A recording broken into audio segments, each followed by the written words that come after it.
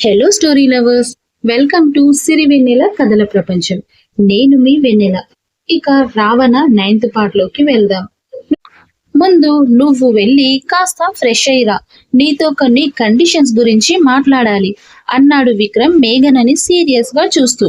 విక్రమ్ చెప్పినట్టే వింటూ అతని పర్సనల్ రూమ్ లోకి వెళ్ళి 10 నిమిషాల్లో ఫేస్ వాష్ చేసుకొని వచ్చింది మేఘన. విక్రమ్ చెప్పాడని కాదు గాని, ఒకవేళ విక్రమ్ వాళ్ళ డాడీతో వీడియో కాల్లో మాట్లాడిస్తే అప్పుడు తన ఫేస్ చూసి వాళ్ళ డాడీ ఎక్కడ కంగారు పడతాడో అని ఫేస్ వాష్ చేసుకుంది మేఘన. చెప్పినట్టుగానే 10 నిమిషాల్లో అతని ముందు నిలబడిన మేఘనని చూస్తూ, పర్లేదు, నీ బాబంటే నీకు ప్రేమ ఎక్కువే అన్నాడు వెటకారంగా నవ్వుతూ. ఇక ఫోన్ చేసే ముందు నీకు కొన్ని విషయాలు చెప్పాలి. నేను నీకు ముందుగానే చెప్పినట్టు నిన్ను నేను 100 రోజుల పాటు అంటే 3 నెలలు నాతో పాటే ఉంచుకుంటాను. నువ్వు నాతో పాటు నా ఇంట్లో, నా రూమ్ లో, నా పక్కనే ఉండాలి. అండ్ నేనేం చేసినా నువ్వు ఎదురు మాట్లాడడానికి వీల్లేదు. బెటర్ నా ముందు నువ్వు నోరు తెరవకపోవడం. ఈ 3 నెలల పాటు నా ప్రతి పని నువ్వే చెయ్యాలి. ఇంటి పని, వంట పని, ఒంటి పని కూడా అనే లాస్ట్ వర్డ్ ని ఒత్తి పలుకుతూ అన్నాడు విక్రమ్. అండ్ ఈ 3 నెలల్లో నువ్వెప్పుడు నీ పేరెంట్స్ కి ఫోన్ చేయడం గాని, వాళ్ళ దగ్గరకు వెళ్తా అనడం కానీ చేయకూడదు. ఇంకా వాళ్ళు నీ దగ్గరికి కూడా రాకూడదు. ఈ 3 నెలల పాటు నీ పేరెంట్స్, రిలేటివ్స్, ఫ్రెండ్స్ ఇలా ఎవరితో నువ్వు కాంటాక్ట్ లో ఉండకూడదు. మన మధ్య ఉన్న ఈ అగ్రిమెంట్ కాంట్రాక్ట్ గురించి ఎవ్వరికీ తెలియకూడదు. ఇదే నువ్వు చివరిసారి మీ పేరెంట్స్ తో మాట్లాడడం. ఆ తర్వాత 3 నెలల వరకు నువ్వు వాళ్ళు నీకు కాంటాక్ట్ లోకి రావడానికి వీల్లేదు. నువ్వు మీ వాళ్ళకి ఏం చెప్పుకుంటావనేది అది నీ ఇష్టం. అండ్ నువ్వు నా ఇంట్లో ఉండే 3 నెలలు నువ్వు తాగే కాఫీ నుండి నైట్ తినే డిన్నర్ వరకు ప్రతి రూపాయి నీదే అయ్యుండాలి. నువ్వు కష్టపడితేనే నీకు ఫుడ్. అలా అని నా ఇంట్లో పనిచేసే పనులకు నేను నీకు శాలరీ ఇవ్వను. నువ్వు హాస్పిటల్ కి వచ్చి ప్రాక్టీసే చేస్తావో లేక ఇన్నాళ్ళ నీ పాకెట్ మనీ యూజ్ చేసుకుంటావో అది నీ ఇష్టం. కానీ నువ్వు బయట ఎక్కడ జాబ్ చేయడానికి కూడా వీల్లేదు. మళ్ళీ ఇది నీ మీద ప్రేమతో అనుకునేది కాదు, కేవలం నీ శరీరం మీద మోజుతో. అర్థం కాలేదా? ఎందుకంటే నాకు ఎప్పుడు మూడు వస్తే అప్పుడు నువ్వు నా పక్కలోకి రావాలి అన్నాడు తన వైపు ఇంటెన్షన్ గా చూసి కన్ను కొడుతూ. నువ్వు వేరే చోట జాబ్ చేస్తే అది సాధ్యం కాదు కదా. అందుకని లేదు, నేను ఎక్కడైనా పార్ట్ టైం జాబ్ చేసుకుంటా అంటే అది నీ ఇష్టం. కానీ నాకు నువ్వు కావాలి అన్నప్పుడు మాత్రం నువ్వు ఎక్కడున్నా ఏం చేస్తున్నా అక్కడికి వచ్చి నేను చేయాల్సింది చేస్తాను. ఇక నీ ఇష్టం. ఇప్పుడు నువ్వు నీ బాబుతో మాట్లాడిన మరుక్షణం నీ నెంబర్ స్విచ్ ఆఫ్ అయిపోతుంది. అండర్స్టాండ్? ఇప్పుడు నువ్వు నీ బాబుతో మాట్లాడు, అది ఇక్కడే నా ముందే అంటూ ఆమె ఫోన్ ను మేఘన దగ్గర పెట్టాడు విక్రమ్. విక్రమ్ కండిషన్స్ కి షాక్ లో కన్నీళ్లు కూడా రాకపోతుంటే వెంటనే ఆ ఫోన్ తీసుకుని వాళ్ళ డాడీ నెంబర్ కి కాల్ కలిపింది మేఘన. విచిత్రంగా ఉదయం నుంచి స్విచ్ ఆఫ్ వస్తున్న ఆయన నంబర్ ఇప్పుడు రింగ్ అయ్యింది. రింగ్ అవుతున్నప్పుడే మేఘ చేతిలోంచి ఫోన్ లాక్కొని స్పీకర్ ఆన్ చేసి టేబుల్ మీద పెట్టాడు విక్రమ్. 3 రింగుల తర్వాత కాల్ లిఫ్ట్ చేసిన రామకృష్ణ గారు, హలో బుజ్జమ్మ అనగానే మేఘన కళ్ళు ఆగనంటూ వర్షించడం మొదలు పెట్టాయి. తండ్రి పిలుపు వినగానే ఉదయం నుండి గుండెల్లో గడ్డ కట్టిపోయిన బాధంతా వెల్లువల పొంగి పొర్లుతుంటే ఆ ప్రవాహానికి మాటలు కరువయ్యాయి ఆమెకు. బుజ్జమ్మ మాట్లాడరా, ఎలా ఉన్నావు అంటూ మరొక్కసారి ప్రేమగా అడిగారు రామకృష్ణ. ఇంకా ఏడుస్తూనే ఉన్న మేఘనకి తండ్రి పిలుపుకి ఏడుపు సౌండ్ బయటకు రాకపోతుంటే ఆమె చేతిని గట్టిగా పట్టుకుని ఉరిమి చూశాడు విక్రమ్. అంతే, ఆ చూపుకే భయపడిపోయి సంద్రమై ఉబికి వస్తున్న ఏడుపుని ఆపేస్తూ నోటికి అరచెయ్యిని అడ్డు పెట్టుకొని కష్టంగా కన్నీళ్లు తుడుచుకొని డాడీ అంది ఏడుస్తూ. ఒక్క పిలుపుకే కూతురు గొంతులోని తేడాను గుర్తుపట్టేసిన రామకృష్ణ గారు, అమ్మా మేఘ, ఏమైంది? నీ గొంతేంట్రా అలా ఉంది? నువ్వు బాగున్నావా అంటూ కంగారుగా అడిగారు రామకృష్ణ. ఆయన అలా అడగగానే విక్రమ్ కోపంతో ఆమె చేతి మీద ఇంకాస్త పట్టుగట్టిగా పెంచేశాడు. మేఘ అది చూసి తానిప్పుడు ఏడుపు ఆపేయాలని అర్థం చేసుకుని వాళ్ళ నాన్నకి అనుమానం రాకుండా మాట్లాడాలని గుటకలు మింగుతూ, హా డాడీ, నేను బాగున్నాను, మీరెలా ఉన్నారు అని అడిగింది. మేం కూడా బాగున్నామమ్మా. మరి నీ గొంతు ఏంటి అలా ఉంది అని అడిగాడు రామకృష్ణ. అది డాడీ కాస్త జలుబు చేసింది, అందుకే అలా వస్తుంది. మరి బ్యాంకులో అని మేఘ అడుగుతుంటే, అదేదో చిన్న ఇష్యూ అమ్మా, ఇప్పుడు అంతా సర్దుకుంది.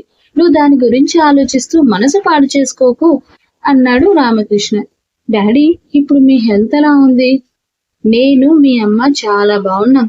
నువ్వు మా గురించే ఆలోచిస్తూ నీ స్టడీస్ ని నెగ్లెక్ట్ చేయొద్దు తల్లి.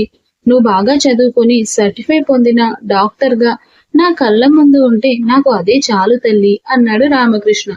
అంతే, వెంటనే విక్రమ్ ఫోన్ మ్యూట్ లో పెట్టేసి ఈ సోదంతా ఏంటి అని చిరాగ్గా అంటూ, ముందు మ్యాటర్ ఏంటో నీ బాబుకి త్వరగా చెప్పి ఫోన్ కట్ చేయి అని మేఘాకి వార్నింగ్ ఇచ్చి ఫోన్ అన్మ్యూట్ చేశాడు.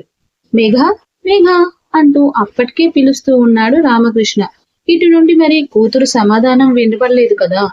హా డాడీ అంది మేఘన తడబడుతూ. మేఘ, లైన్ లోనే ఉన్నావా? మరేంటమ్మా ఏం మాట్లాడకుండా సైలెంట్ అయ్యావు అని అడిగారు రామకృష్ణ.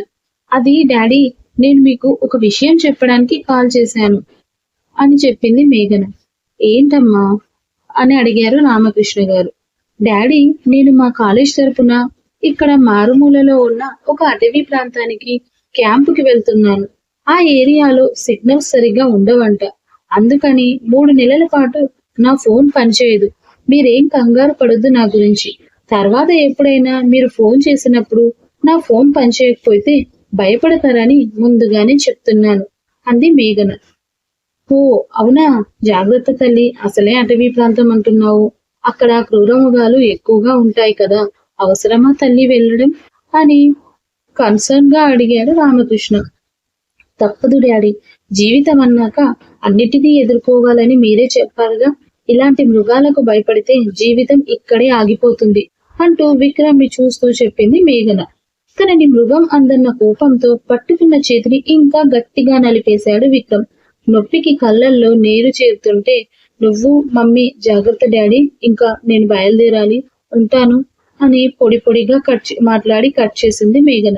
సరే మేఘ, మేము జాగ్రత్తగానే ఉంటాం, నువ్వు కూడా జాగ్రత్తగా ఉండు, ఒంటరిగా బయటకు వెళ్ళకు, జలుబు కోసం మందులు వాడు అంటూ ఇంకా ఏదో చెప్తుండగానే విక్రమ్ కాల్ కట్ చేశాడు. మధ్యలోనే కాల్ కట్ చేశాడన్న కోపంతో విక్రమ్ వైపు చురుగ్గా చూసింది మేఘన. ఏంటా చూపు? నా ముందు నీ చూపెప్పుడు కిందే ఉండాలి, కాదని తల బిరుసు చూపిస్తే కళ్ళు పీకేస్తా అంటూ లేచి నిలబడి తన వెనకగా వచ్చి, అవును ఇందాకేంటి నీ బాబుతో మృగం అని చెప్తున్నావు, నన్ను అంత కోపంగా చూస్తున్నావు అంటూ మేఘన నడుము చుట్టూ చేతులు బిగించి ఆమె నడుముని అతని వేళ్ల మధ్యలో నలిపేస్తున్నాడు విక్రమ్. మేఘన నొప్పికి అంటూ సౌండ్ చేస్తుంటే, ఏంటే నొప్పిగా ఉందా దీనికి అంటూ వెటకారంగా అంటూ, ఇంకా నువ్వు చాలా ఓర్చుకోవాల్సి ఉంది, నొప్పి చాలా ఉంది అంటూ ఒక చేత్తో ఆమె నడుముని గట్టిగా నలిపేస్తూనే మరో చేత్తో కార్ కీస్ తీసుకొని, నువ్వు నా అగ్రిమెంట్ కి ఒప్పుకొని నా చేతుల్లో చిక్కావన్న సంతోషంతో నాకిప్పుడు నీతో రొమాన్స్ చేసే మూడు వచ్చింది. పద నా ఇంటికి వెళ్ళి కాసేపు రొమాన్స్ చేసుకుందాం అంటూ ఆమె నడుము మీదే ఉన్న చేతితో మరోసారి ప్రెషర్ ఇస్తూ తనని లాక్కుపోయాడు విక్రమ్. అతను చేస్తున్న పనులకి ఆమెకి ఒళ్ళంతా కంపరంగా ఉంది. తప్పక అతని వెంట అడుగులు వేసింది. అతని ఫ్లోర్ లో లిఫ్ట్ ఎక్కి డోర్ క్లోజ్ అవ్వగానే దూరంగా నిలబడిన మేఘాను దగ్గరికి లాక్కుంటూ, ఏంటి అంత దూరంగా నిలబడుతున్నావు అంటూ మరోసారి ఆమె నడుము పట్టి దగ్గరికి లాక్కున్నాడు విక్రమ్.